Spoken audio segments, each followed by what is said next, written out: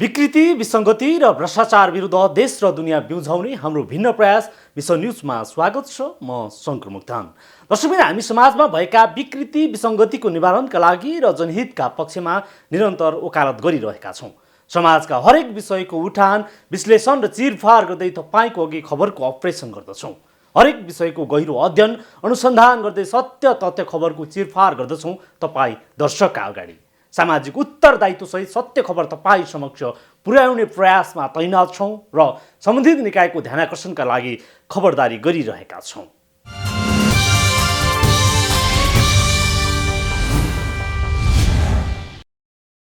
दर्शकबिन्द, corona रोकथाम तथा नियन्त्रणका लागि सरकारले 2.5 अर्ब खर्च गरिसकेको छ। राहतका लागि 80 करोड खर्च भएको सरकारी तथ्याङ्क छ। सरकारले रोकथाम, नियन्त्रण र राहतका लागि 4.25 अर्बको हाराहारीमा खर्च गरिसकेको छ। सरकारले ठुलो धनराशि खर्च गरेको छ। क्वारेन्टाइन, आइसोलेसन वार्ड, कोरोना विशेष अस्पताल, स्वास्थ्य सामग्री खरिद र राहतमा ठुलो रकम खर्चेको छ। सरकारी तथ्याङ्क अनुसार यो खर्चको आकार ठुलो हो, तर वास्तविक लक्षित वर्गसम्म नपुगेको तथ्य बाहिर आएका छन्।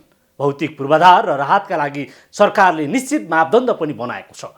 मापदण्ड अनुसार निर्माण तथा वितरण गर्नु हो। सही तथ्याङ्कको आधारमा राहत वितरण गर्न भनिए पनि अधिकांश स्थानीय तहले मापदण्ड उल्टाएर मनलाग्दी गरिरहेका छन्। कोरोना नियन्त्रण तथा रोकथाम र राहतमा सरकारले गरेको खर्चको चिरफार आजको विश्व न्युजमा।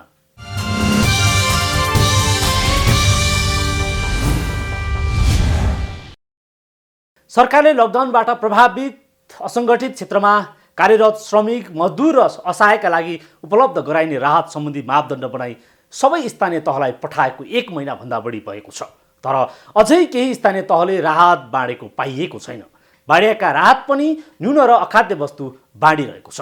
सरकारले मजदुर र असहायलाई राहत दिने घोषणा गरेसँगै राहत वितरण कार्यलाई एकद्वार प्रणालीबाट दुरुपयोग रहित बनाउन पीडित पक्ष समक्ष राहत पुर्याउन मापदण्ड निर्माण गरेको हो। तर स्थानीय तहले सरकारले बनाएको मापदण्ड विपरीत आफू खुसी राहत बाँडिरहेका छन्।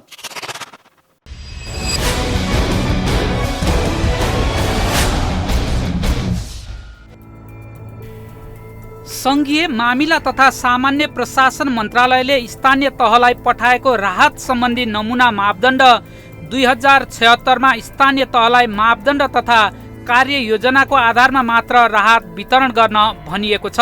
तर सरकारको मापदण्ड विपरीत स्थानीय तहले आफ्नै कार्यविधि बनाएर आफू खुसी राहत बाँडिरहेको छ। सरकारी मापदण्ड अनुसार यस्ता व्यक्तिले मात्र राहत पाउँछन्, तर सरकारी मापदण्डलाई उल्ट्याउँदै स्थानीय सरकारको मन परी छ। मापदण्ड अनुसार बजारमा सामान ओसार पसार गर्ने व्यक्ति, पर्यटक, भरिया, निर्माण सामग्री भरियालाई राहत प्रदान गरिनेछ।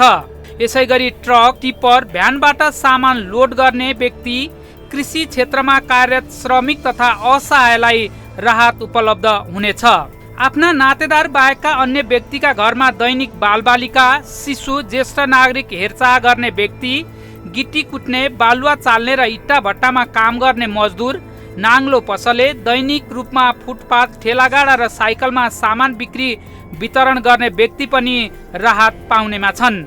मालवाहक सवारी चालक, डेलिभरी भ्यान सवारी चालक र सहचालक, रिक्सा तथा ठेलागाडा चालक, सवारी साधनको ग्यारेजमा काम गर्ने मजदुरलाई राहत दिन मापदण्ड बनाइएको हो।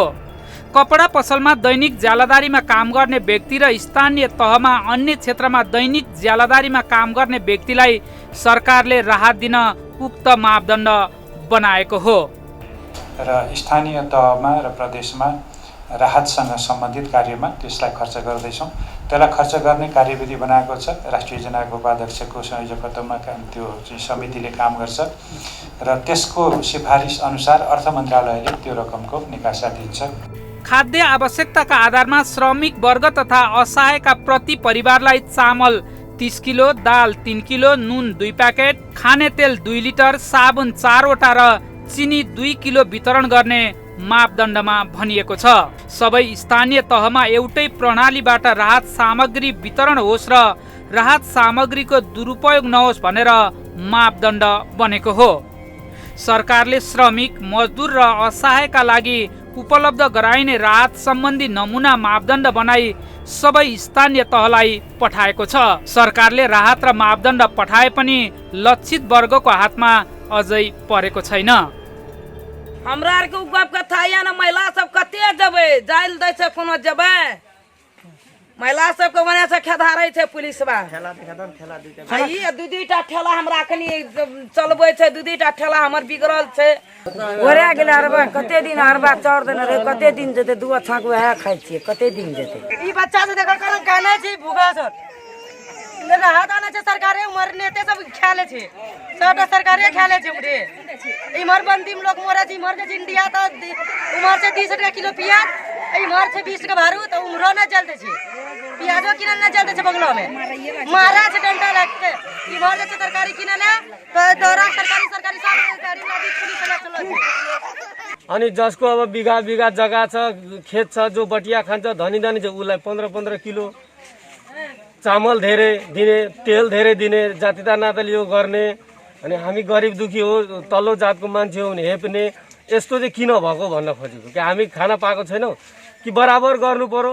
कतौ भी कामो करे ले जाइ छियै धंधा करे ले जाइ छियै तो पुलिस कर्मी मतलब आगा से घुरिया दै छै कामो करे ले नहीं दै छै। गरीब लोग आज लॉकडाउन के कतेक दिन भेलै की खेबै नहीं खेबै सरकार तो लॉकडाउन लगा देलकै लेकिन ये समस्या बुझलकै गरीब के नहीं। आ दुईटा छियै 10 परिवार से कोन चीज लगेबै दुईटा मार्क्स देलको हां दुईटा देलकै अग्नि 7 परिवार छै त उ लगेतै कि हम लगेबै कि उ लगेतै कोन अथी छै। राहत वितरणमा त अब उनीहरूले अब कसलाई दिने कसरी दिने आफ्नो पार्टीकालाई दिने कि आफ्नो पार्टीमा को छन् कोलाई राहत दिँदा हाम्रो चुनावी आगामी राम्रो हुन्छ होला भनेर अब निर्कल गरिरहनु भएको छ कि के छ अब उहाँहरूको अहिले अत्तो पत्तो केही देखाएको छैन हामीले। लेकिन बहुत ऐसा आदमी बा जौना के मिले के चाहिए ओकरा नहीं के मिलल कहीं ना कहीं आर्थिक हिसाब से खजान के अभाव के हिसाब से ओकरा मिले के चाहिए लेकिन नहीं के मिलल।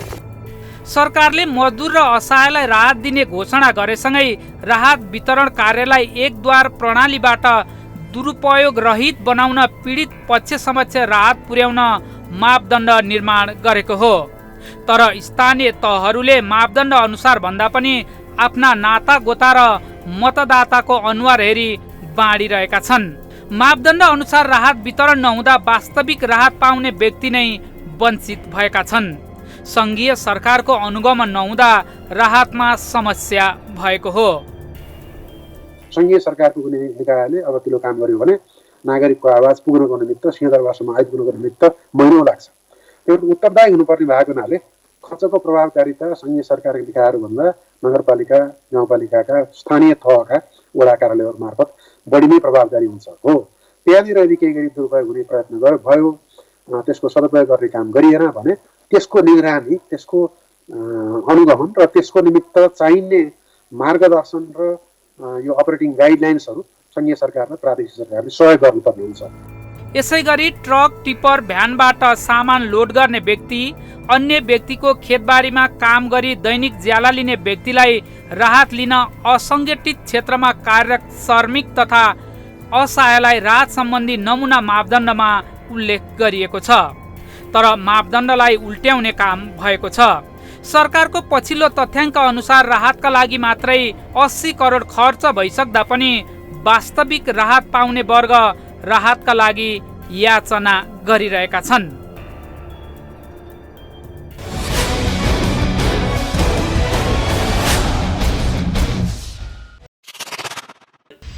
राहत सामग्री वितरण गर्दा प्रत्येक वडा समितिले सामग्री खरिद गरी वितरण गर्ने, वडा कार्यालयले राहत वितरण गर्दा साप्ताहिक रूपमा सार्वजनिक गर्नुपर्नेछ।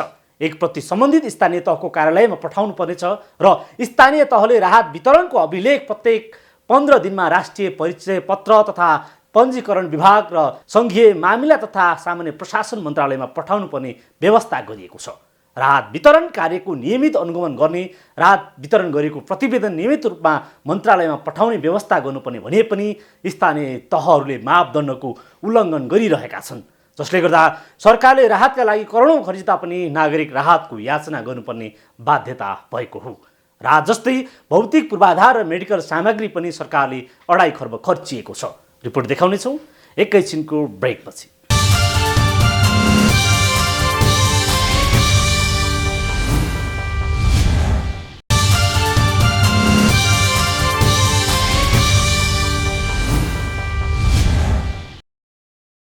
ब्रेकपछि पुनः स्वागत छ। दर्शकमित्र, कोरोना भाइरसको संक्रमण बढेसँगै सरकारले देशभर क्वारेन्टाइन र आइसोलेसन वार्ड बनाएको छ।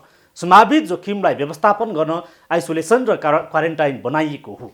क्वारेन्टाइन बन्नुको उद्देश्य नै संक्रमणको आशंका लागेका जोसुकै व्यक्तिलाई राख्न र स्वास्थ्य परीक्षणको लागि राखिन्छ। संक्रमण अरूमा नसरोस् भन्ने उद्देश्यले क्वारेन्टाइन र आइसोलेसन बन्नु जति महत्त्वपूर्ण छ, त्यति क्वारेन्टाइन र आइसोलेसनको भौतिक पूर्वाधारका लागि कस्ता सामग्री प्रयोग गरिएको छ, कति गुणस्तरको सामग्रीको प्रयोग भएको छ भन्ने पनि उत्तिकै सरोकारको प्रश्न हो। न्यूनतम मापदण्ड समेत छैन क्वारेन्टाइनमा।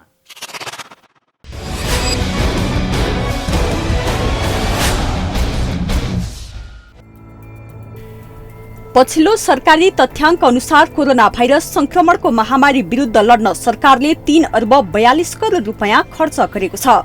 सरकारले स्वास्थ्य सामग्री खरिद र स्वास्थ्य जनशक्ति परिचालनमा उक्त रकम खर्च गरेको हो। सरकारले स्वास्थ्य जोखिमलाई न्यूनीकरण गर्न चाहिने स्वास्थ्य सामग्री खरिद र जनशक्ति परिचालनका लागि स्वास्थ्य मन्त्रालयलाई 1 अर्ब 8 करोड रुपैयाँ र रक्षा मन्त्रालयलाई 2 अर्ब 34 करोड रुपैयाँ रकमान्तर गरी खर्च गरेको हो। करिब 1 अर्ब 8 करोड जति रुपियाँ स्वास्थ्य मन्त्रालयलाई उपलब्ध गराइएको छ। त्यसै गरी यो रक्षा मन्त्रालय मार्फत कोरोना रोकथाम र नियन्त्रणको लागि चाहिने स्वास्थ्य उपकरण खरिदको लागि रु 2 अर्ब 34 करोड निकासा गरिएको छ। नेपाल सरकारले नै यो कोरोना संक्रमणसँग सम्बन्धित खर्च गर्नुपर्ने गरी, खर्च गर्न सकिने गरी निर्माण गरेको कोषमा आफूले 50 करोड रुपियाँ राखेको हो। साथै प्रदेशमा विशेष कोरोना अस्पताल स्थापना गरिएको छ। आवश्यक पीसीआर किट लगायतका मेडिकल सामग्री खरिदमा सरकारले खर्च गरेको छ। करिब 40,000 बढी क्वारेन्टाइन बेड, 3,000 बढी आइसोलेसन वार्ड सरकारले बनाएको छ। कोरोना विरुद्ध सरकारले स्रोत साधनको व्यवस्थापन गरे पनि संघीयदेखि स्थानीय तहसम्ममा अपारदर्शिताको प्रश्न उत्तिकै छ। भक्तपुर कोरोना विशेष अस्पताल होस् या महाकाली अस्पतालमा आइसोलेसन वार्डमा भएका अनियमितताले सरकारी खर्चमाथि प्रश्न उठेको छ। यस्तै भोजपुरमा क्वारेन्टाइन भन्दै भुइँमा गुन्द्रीको भरमा नागरिकले कहरपूर्ण बसाई बस्न परेको छ। यस्तै जुम्लाका क्वारेन्टाइन मापदण्ड अनुसार नभएको भन्दै उच्च अदालत सुर्खेतमा रिट दर्ता गरिएको छ। जुम्लाका 8 स्थानीय तहले स्थापना गरेका करिब 734 बेडको क्वारेन्टाइन मापदण्ड अनुसार नभएको भन्दै अदालतमा मुद्दा दायर भएको हो। मुख्यमन्त्री तथा मन्त्री परिषदको कार्यालय सुर्खेत, आन्तरिक मामिला तथा कानून मन्त्रालय सुर्खेत, चन्दननाथ नगरपालिका सहित 7 स्थानीय तह जुम्ला र क्वारेन्टाइन सञ्चालन तथा व्यवस्थापन समिति संयोजक सहायक प्रमुख जिल्ला अधिकारी गरी 11 निकायलाई विपक्षी बनाई रिट दायर गरिएको छ। क्वारेन्टाइन प्रभावकारी व्यवस्थापनका लागि संविधानको धारा 144(1)(2) बमोजिम विशेष उपयुक्त अन्तरिम आदेश सहितको परमादेशको आदेश जारी गरिपाउँ भनी रिट दर्ता गरिएको अधिवक्ता पदम बहादुर शाहीको प्रतिक्रिया छ। सङ्कटकालमा भन्नुहोस्, महामारीमा भन्नुहोस् अथवा आपतको परिस्थितिमा राज्यको भूमिका बाबुआमाको जस्तो हुनुपर्छ। नागरिकका मौलिक अधिकारहरू, त्यसमा स्वास्थ्य सम्बन्धी अधिकार, शिक्षा सम्बन्धी अधिकार र विशेष गरी बाँच्न पाउने अधिकार, पीडित नहुन पर्ने, पीडित भयो भने क्षतिपूर्ति पाउने अधिकार समेत नेपालको संविधानले तोकेको छ। र यो कोरोनाको परिस्थिति र यो महामारीमा नागरिकको विशेष गरी जीविकाको सवाल छ, जीवनको सवाल छ, स्वास्थ्यको सवाल छ। त्यसमा राज्यको तर्फबाट उचित देखभाल, संहार, संरक्षण र सपोर्ट जरुरी छ। चेत खुलेको छैन गभर्मेन्टको। अर्को डिजाइन र मोडालिटिजहरू क्लियर हुन सकेनन्। कम डायलग र कम कन्सल्टेसनहरू। शुद्ध खानेपानी, शौचालय, बसाई व्यवस्थापन, सन्तुलन खाना, नियमित मास्क, सेनिटाइजर हुनुपर्ने, स्वास्थ्यकर्मी क्वारेन्टाइनमा हाई अलर्ट रहनुपर्ने सामान्य मापदण्ड भए पनि व्यवस्थापन फितलो छ। छिमेकी प्रदेश लगायत कर्णालीको प्रवेशद्वार नेपालगञ्जमा 25 जना कोरोना संक्रमित भइसक्दा पनि जुम्लामा क्वारेन्टाइन सञ्चालन तथा व्यवस्थापन गर्न बनेको मापदण्ड 2076 अनुसार क्वारेन्टाइन नभएको सरकारमाथि आरोप छ।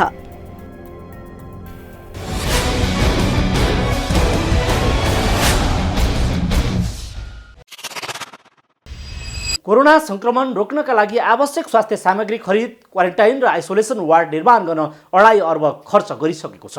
अर्बौं लगानी पनि गरेको छ सरकारले। तर लगानी गरेर मात्रै राज्यको दायित्व पुरा हुन सक्दैन। निर्माण भएका ती संरचनाको गुणस्तरीयतासँगै सरसफाइको विषयमा ध्यान दिन नसके अन्य समस्या थपिने निश्चित छ। मुलुक विपत्तिमा छ। सरकारको कोरोना रोकथामको लागि भएको प्रयास व्यवस्थित छैनन् नै। यस्तो विपत्तिको बेला पनि सानादेखि उच्च घराना उद्योग र व्यापारीदेखि स्थानीय सरकारका प्रमुखहरूले नै बदमासी गरेका सन्दर्भ बाहिर आएका छन्। कोरोनाको नाउँमा सरकारले अर्बौं बजेट खर्च गरिसकेको छ। यसर्थ बजेटको सही उपयोग र वास्तविक लक्षित वर्ग पाए नपाएको यथार्थ अध्ययन गर्न आवश्यक छ। ठोस र प्रभावकारी अनुगमन गरी वास्तविक नागरिकमा राज्य भएको पुष्टि र अनुभूति गराउन सरकारले मापदण्ड भए नभएको सङ्घीय तहबाटै अनुगमन गर्न विशेष पहल गर्न आवश्यक छ। हवस् त आजलाई मिसन न्युज यति नै। समाजको बृहत्तर विकासका लागि जनहित र राष्ट्रहितका पक्षमा हामी निरन्तर आवाज उठाइरहन्छौँ। विकृति, विसङ्गति र भ्रष्टाचार विरुद्ध देश र दुनियाँ बिउझाउने मिसन न्युज जारी छ। सत्य, तथ्य र निष्पक्ष समाचारका लागि हेर्दै गर्नुहोला माउन्टेन टेलिभिजन। नमस्कार।